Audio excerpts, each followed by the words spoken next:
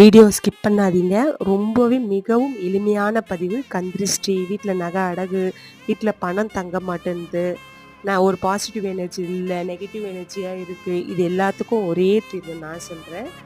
எல்லார் வீட்லேயுமே வந்து கல்லுப்பு இருக்கும். ஒரு கண்ணாடி பவுல் எடுத்துக்கோங்க. ஃப்ரைடே ஈவினிங் 6:00 போல் அந்த கண்ணாடி பவுலில் இந்த கல்லுப்பை கொட்டி நிரப்பிடுங்க. அது மேலே கொஞ்சம் மஞ்சள் தூவி விடுங்க. குங்குமமும் தூவி விடுங்க. தூவி உங்கள் 2 கையும் அந்த கல்லுப்பு மேலே வச்சு உங்களுக்கு என்ன வேண்டுதலோ அங்கே சொல்லுங்கள். சொல்லிவிட்டு கற்பூரம் காமிச்சு சாமி கும்பிட்டுட்டு விட்டுடுங்க.